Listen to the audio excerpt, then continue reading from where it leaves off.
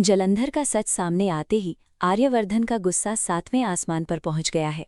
मीरा की जिंदगी बर्बाद होने के करीब है और झेंडे को मिल चुका है एक ऐसा हिंट जो बता रहा है कि असली मास्टरमाइंड अभी भी पर्दे के पीछे छुपा हुआ है। आखिर कौन है इस पूरे गेम का असली खिलाड़ी और क्या आर्यवर्धन कभी सच जान पाएगा? देखिए आज का शॉकिंग और इमोशनल एपिसोड। जब आर्यवर्धन और मीरा की बहस चल रही होती है तभी झेंडे कैबिन में दौड़ता हुआ आता है और बोलता है कि जलंधर बिल्डिंग के नीचे है। आर्यवर्धन फौरन बाहर भागता है। जलंधर भागने की कोशिश करता है लेकिन पुलिस उसे घेर लेती है। पुलिस उसे अरेस्ट कर लेती है।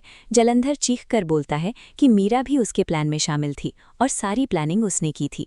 ये सुनकर मीरा शॉक में आ जाती है और बोलती है कि जलंधर झूठ बोल रहा है। आर्यवर्धन दोनों को गुस्से से देखता रहता है। उसे समझ नहीं आ रहा होता कि किस पर यकीन करे। पुलिस जलंधर को ले जाती है लेकिन जाते जाते वो बोलता है कि कहानी अभी खत्म नहीं हुई। दूसरी तरफ मीरा अकेली रूम में बैठकर रो रही होती है। उसे रियलाइज होता है कि उसकी एक गलती ने सब कुछ बर्बाद कर दिया। उसे लगता है कि अब आर्यवर्धन कभी उसे माफ नहीं करेगा। आर्यवर्धन बैल्कनी में खड़ा आसमान की तरफ देख रहा होता है। उसकी आंखों में गुस्सा और दर्द दोनों होता है। तभी अनु उसके पास आती है और पूछती है कि क्या सब ठीक हो जाएगा। आर्यवर्धन धीमी आवाज में बोलता है कि कुछ जख्म कभी पूरी तरह नहीं भरते। अनु उसका हाथ पकड़ लेती है लेकिन आर्यवर्धन के दिमाग में अब भी मीरा और जलंधर का धोखा घूम रहा होता है।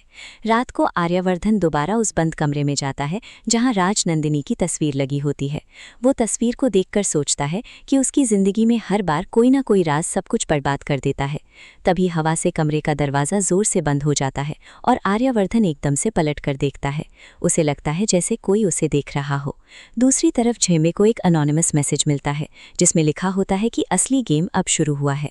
झेंडे मैसेज देखकर शॉक में आ जाता है और समझ जाता है कि जलंधर अकेला नहीं था। इस पूरे प्लान के पीछे कोई और भी है। अगली सुबह घर में सब नॉर्मल दिखने की कोशिश करते हैं लेकिन हर किसी के दिल में डर होता है। मीरा चुपचाप बैठी होती है और अनु उसे देखकर कंफ्यूज हो रही होती है। आर्यवर्धन सीक्रेटली झेंडे से मिलता है और बोलता है कि अब उन्हें असली मास्टरमाइंड का पता लगाना होगा। झेंडे उसे वार्निंग देता है कि आने वाले दिन और भी डेंजरस होने वाले हैं। एपिसोड के एंड पर कैमरा उस बंद कमरे की तरफ मूव करता है और राजनंदिनी की तस्वीर धीरे धीरे हिलने लगती है, इस बात का इशारा देते हुए कि कहानी में अभी और भी बड़े राज सामने आने बाकी हैं।